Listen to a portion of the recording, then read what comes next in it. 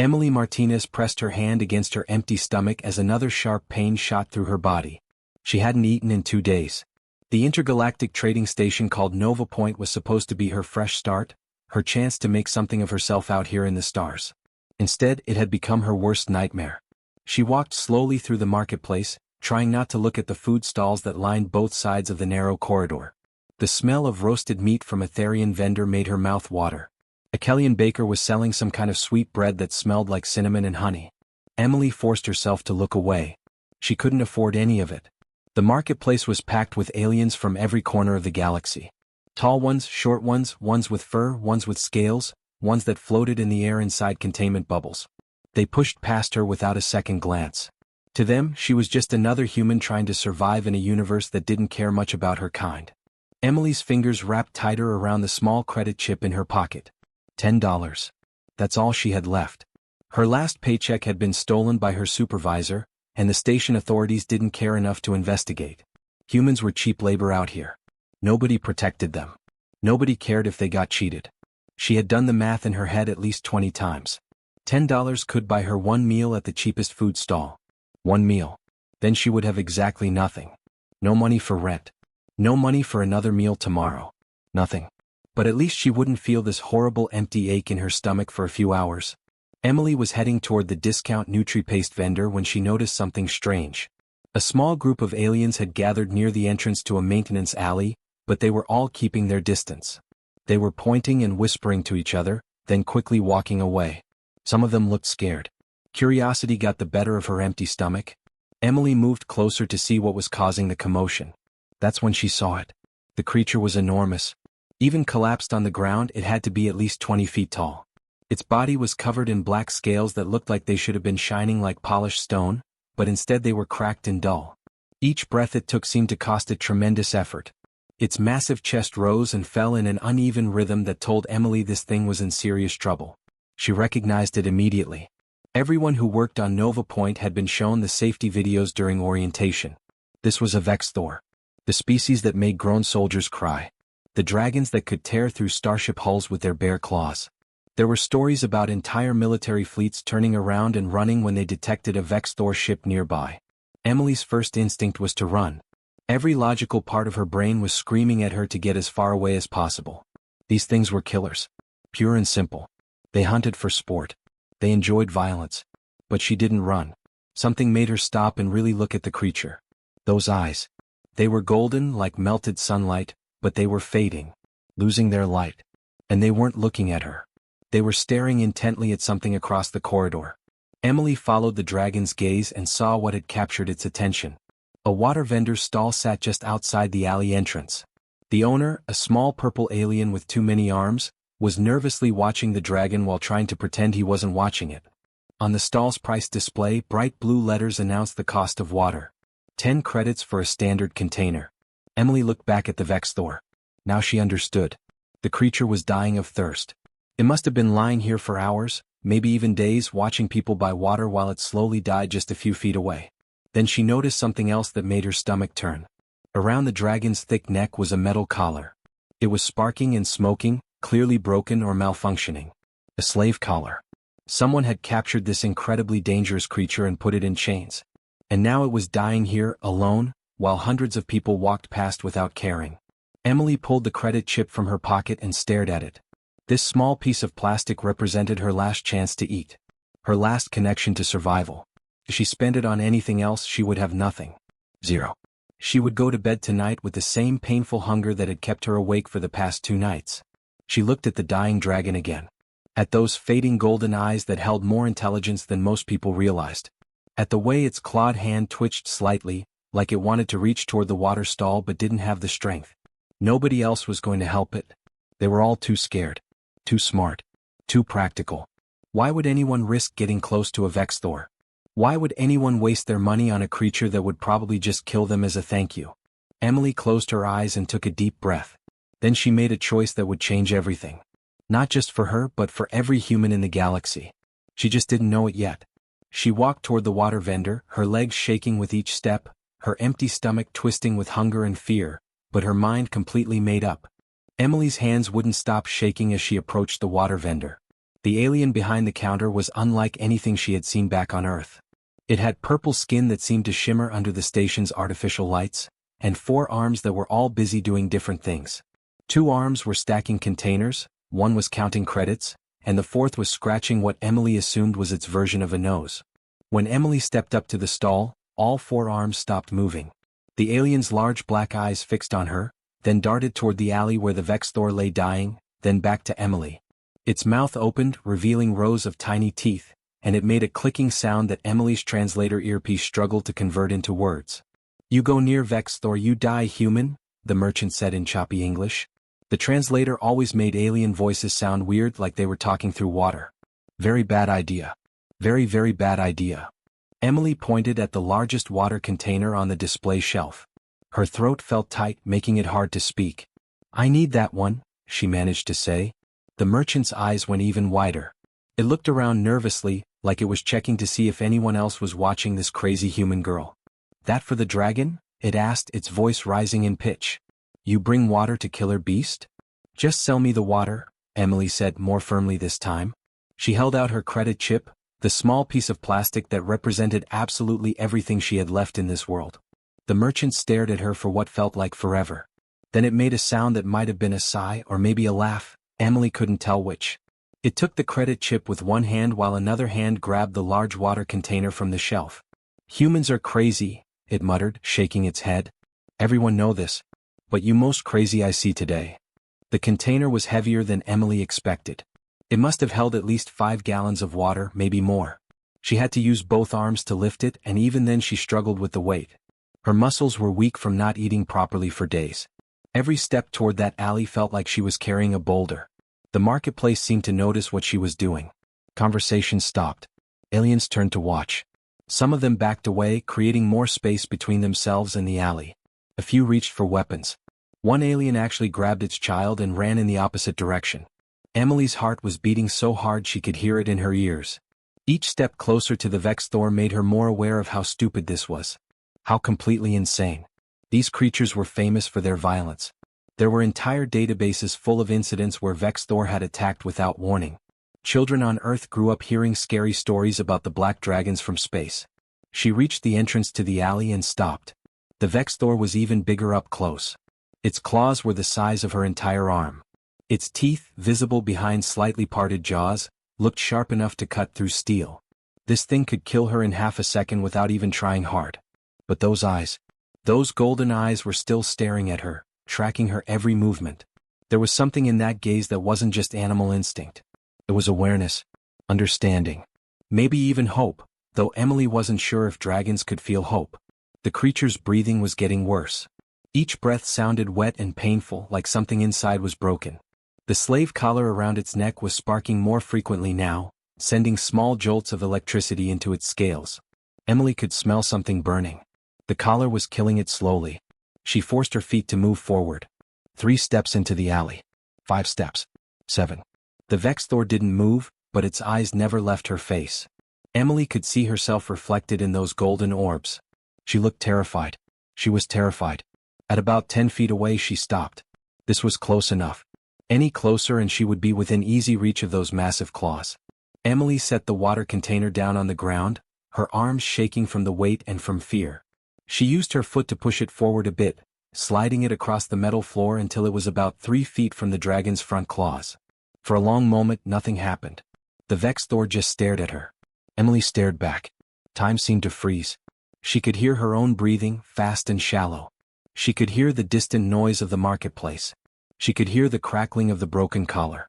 Then something changed in those golden eyes. A flicker of something Emily couldn't quite name. Recognition? Gratitude?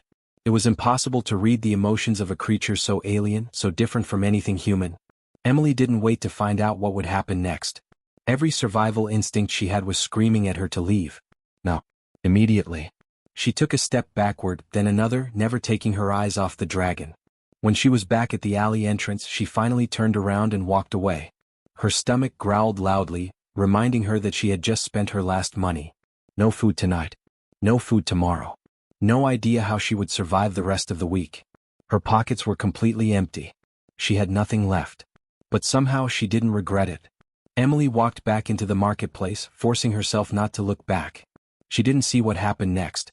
She didn't see the Vex Thor's claw reach out slowly and touch the water container. She didn't see the way the creature's eyes began to glow brighter as it drank deeply, desperately, its strength returning with each swallow. She didn't see the slave collar suddenly spark violently one last time before cracking down the middle and falling away from the dragon's neck.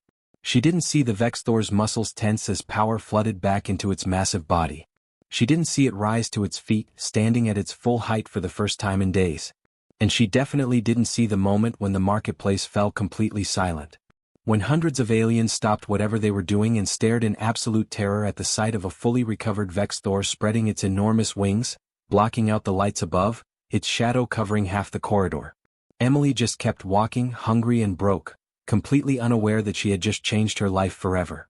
4 days passed after Emily gave away her last $10. 4 days of surviving on water from public fountains and trying to ignore the constant pain in her stomach. She picked up extra maintenance shifts, working 16 hours a day just to earn enough for basic food. Her supervisor, a nasty piece of work named Trell, had promised her a full paycheck at the end of the week. Emily held on to that promise like a lifeline. On the 4th day, station security showed up at her workstation. 2 huge aliens in black armor grabbed her arms before she could even ask what was happening. They dragged her through the corridors while other workers stared and whispered. Emily's heart raced. What had she done wrong? She followed every rule, worked every hour they asked, never complained. They threw her into a holding cell. Through the energy barrier, Emily could see Trell talking to the security chief, pointing at a datapad and shaking his head like he was so disappointed. That's when Emily understood. This was about money. Trell didn't want to pay her wages, so he was setting her up for something. 3 hours later, they dragged her to the commercial tribunal. The courtroom was a small, dingy space that smelled like recycled air and desperation. Emily had heard about these tribunals. They weren't real courts. They were just places where corporations came to make their problems disappear legally. The judges were all bought and paid for. Trell stood at the front, his multiple chins wobbling as he spoke. "This human stole valuable engine parts from my warehouse," he announced loudly. "Parts worth thousands of credits. I have evidence. I didn't steal anything." Emily shouted, but a security guard shoved her shoulder, forcing her to be quiet. The judge was a bored-looking alien with gray skin and tired eyes. He barely glanced at the evidence Trell presented. Emily tried to explain that she'd never even been to that warehouse, that she only worked in the maintenance tunnels, but nobody was listening. This whole thing was decided before she even walked into the room. The judge tapped his datapad a few times, his long fingers moving lazily across the screen. 10 years bonded servitude, he announced in a flat voice, like he was ordering lunch instead of destroying someone's entire life. Emily's legs went weak. 10 years. 10 years as a corporate slave owned by Trell, forced to work without pay, without rights, without hope.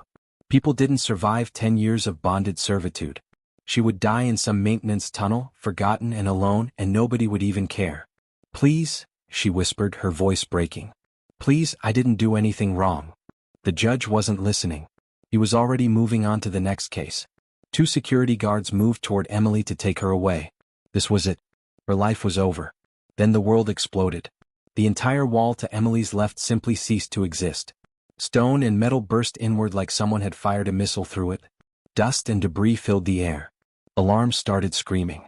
People were yelling and running in every direction. Through the settling dust, a massive black shape moved into the courtroom. It had to duck its head to fit through the hole it had just created. The shape straightened up and Emily's breath caught in her throat.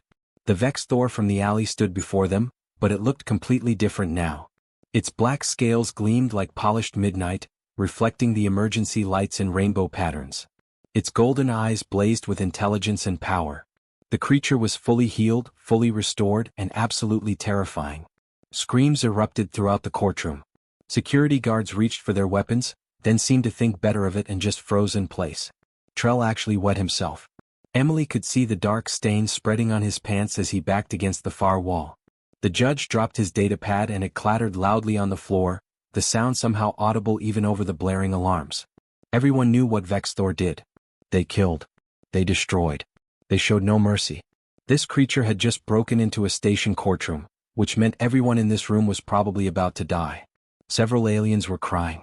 One guard was praying in a language Emily didn't recognize. But the dragon wasn't looking at them. Its golden eyes scanned the room until they found Emily. Then they locked onto her face and Emily saw recognition there. Memory. Purpose. The Vexthor took one massive step forward. The entire floor shook. Its voice, when it spoke, was like thunder rolling through mountains. Deep and powerful and absolutely impossible to ignore. Every translator in the room worked overtime to convert the sounds into something people could understand.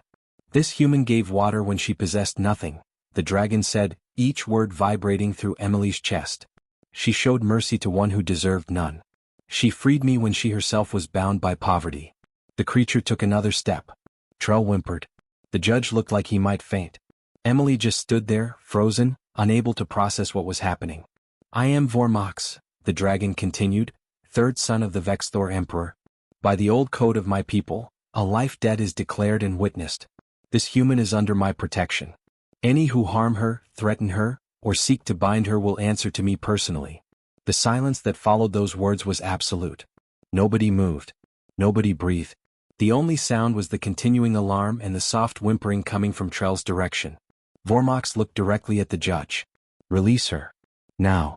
The judge's hands were shaking so badly he could barely work his datapad, but he managed to tap the screen several times. Released, he stammered. All charges dropped. Case dismissed. She's free. Emily's legs finally gave out and she collapsed to her knees, but this time it wasn't from despair. It was from shock, relief, and the overwhelming realization that she had just been saved by the deadliest creature in the known galaxy. Emily sat on a bench in Vormox's temporary quarters on Nova Point Station, her hands still trembling from everything that had happened in the courtroom. The dragon had brought her here after the trial, saying they needed to talk privately. The room was enormous, built to accommodate his massive size, and Emily felt like a child sitting in furniture made for giants. Vormox settled onto the floor across from her, folding his wings carefully. Even sitting, he towered over her. Those golden eyes watched her with an intensity that made her want to look away, but she forced herself to meet his gaze. She needed answers. I don't understand, Emily said quietly. Why did you do that? Why did you save me? Vormox was silent for a moment, as if choosing his words carefully. Because you saved me first, he finally said. But that is not the full answer. To understand, you must know something about my people that few outsiders ever learn. Emily leaned forward slightly, listening. The galaxy sees us as conquerors, Vormox continued. As predators. As monsters who take what we want through force. And they are not wrong. We are these things. But we are also something more. Something that even most of my own kind have forgotten. He shifted his massive body, and Emily heard his claws scrape against the metal floor. Long ago, before we built our empire, before we spread across the stars, my ancestors created a code. The True Strength Code. It taught that real power was not measured by what you could take from others, but by what you could give when you yourself had nothing. Emily's eyebrows furrowed. I don't understand. Your people are famous for being warriors. For conquest. Yes, Vormox agreed, a hint of sadness in his rumbling voice. We became so good at taking that we forgot the deeper truth. Strength is easy when you have everything. The real test of character comes when you have nothing and must choose whether to help someone else. He looked directly at her. For 3 days I lay dying in that alley. Do you know how many beings passed by me? Emily shook her head.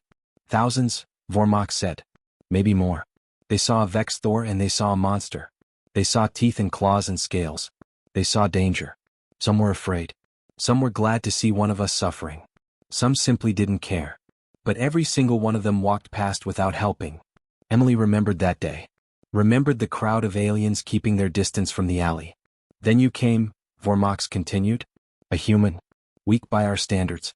Starving. Penniless. You had every logical reason to walk past like everyone else.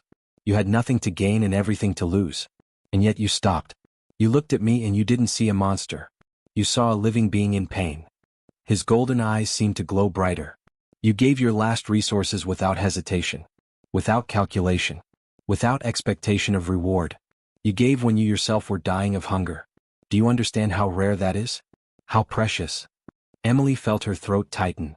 I couldn't walk away. Anyone would have done the same. No, Vormox said firmly. Thousands already proved they would not. And here is what you truly do not understand. What you did is a trial. An ancient test that we once used to measure the worth of individuals. A test that my own kind rarely pass anymore. We have become so focused on strength and conquest that most modern Vexthor would fail this test of character.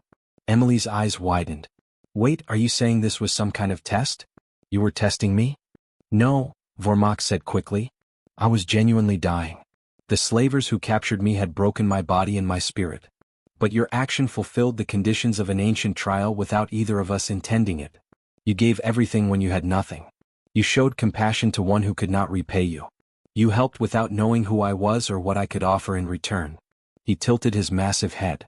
You did not know I was the third son of the Vexthor Emperor. You did not know I was royalty.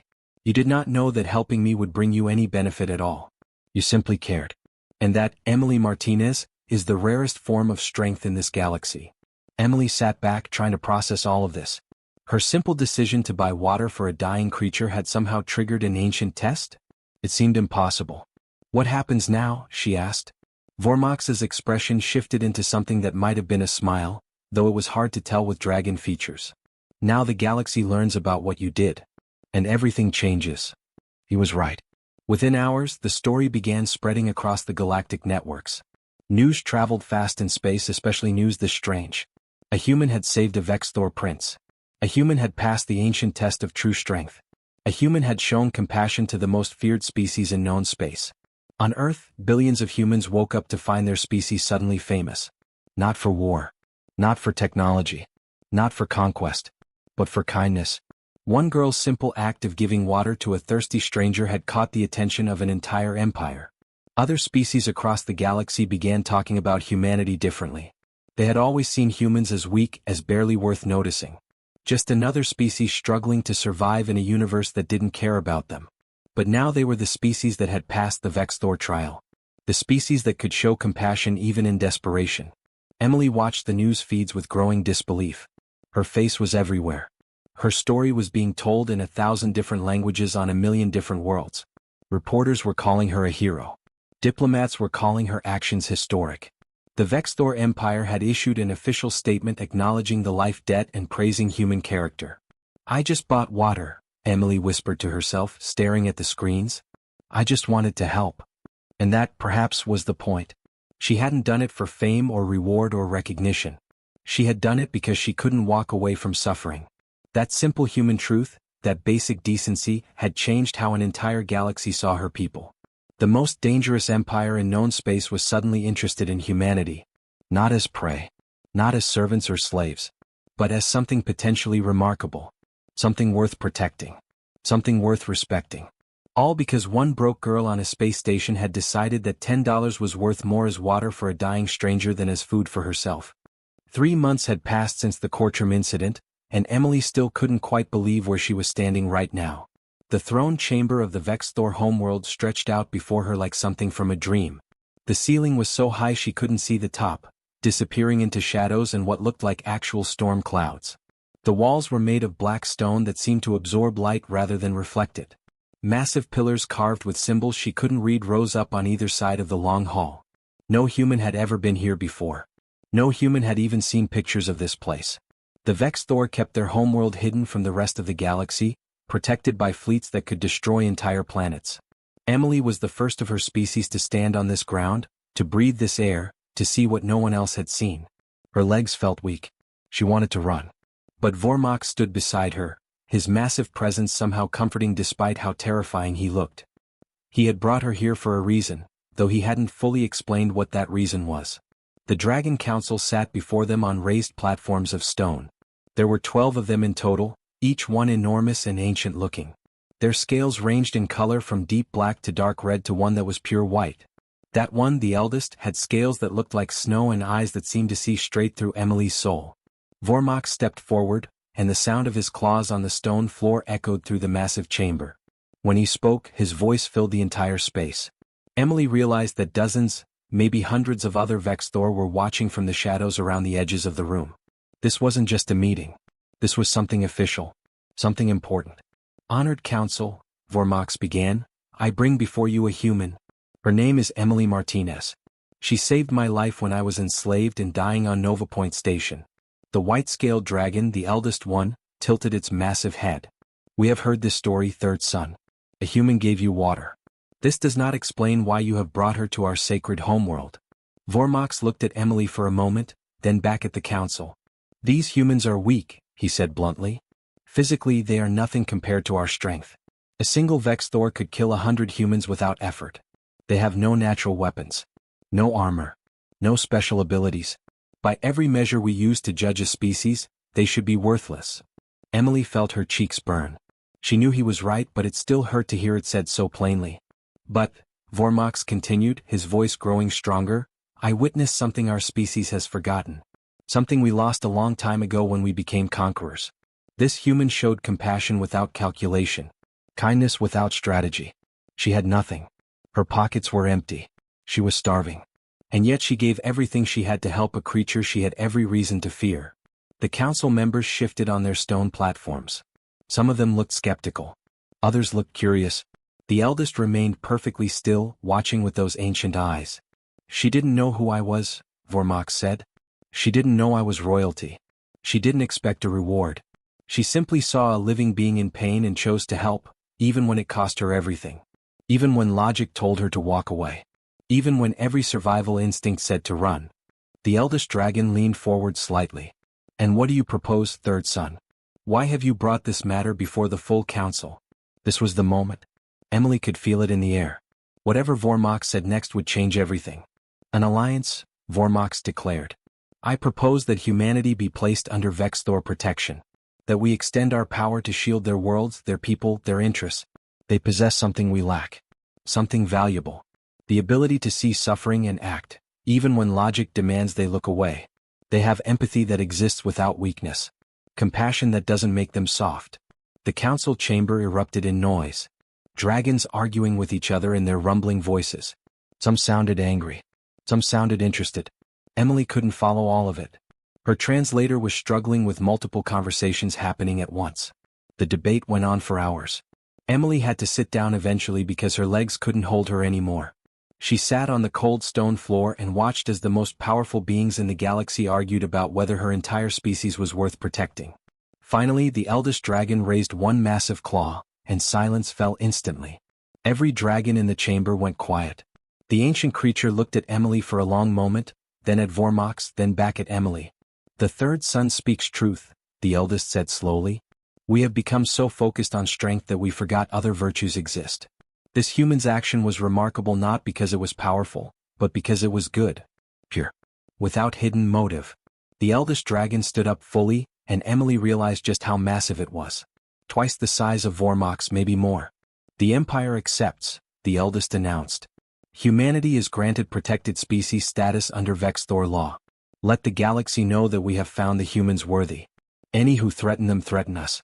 Any who harm them will face our full wrath. Emily couldn't breathe. Did that just happen? Did the Dragon Empire just agree to protect all of humanity because she bought water for a dying stranger? When Emily returned to Nova Point Station 2 weeks later, everything had changed. She wasn't a maintenance worker anymore. She wasn't a nobody struggling to survive. She was officially humanity's first ambassador to the Vexthor Empire, a position that had been created specifically for her. Her friend Tyler from the maintenance crew almost fainted when he saw her walk into their old break room wearing actual diplomatic clothes instead of greasy coveralls. Wait, hold on, Tyler said, his eyes wide. You're telling me you saved a dragon prince with $10 and now you're some kind of space ambassador? Emily smiled, looking out through the viewport at the stars beyond. A Vexthor warship hung in orbit nearby, assigned to protect the station now. Protect her. I didn't save a dragon, Emily said softly. I just helped someone who needed water. That's what humans do, Tyler. We see someone hurting and we help. Even when it costs us. Even when it doesn't make sense. That's our strength. And across the galaxy, in 1,000 different languages, on 1,000,000 different worlds, the story spread. The story of a human girl who gave her last money to help a dying enemy. The story that proved humans were more than just weak creatures trying to survive. They were beings capable of remarkable kindness. And that kindness had just changed everything.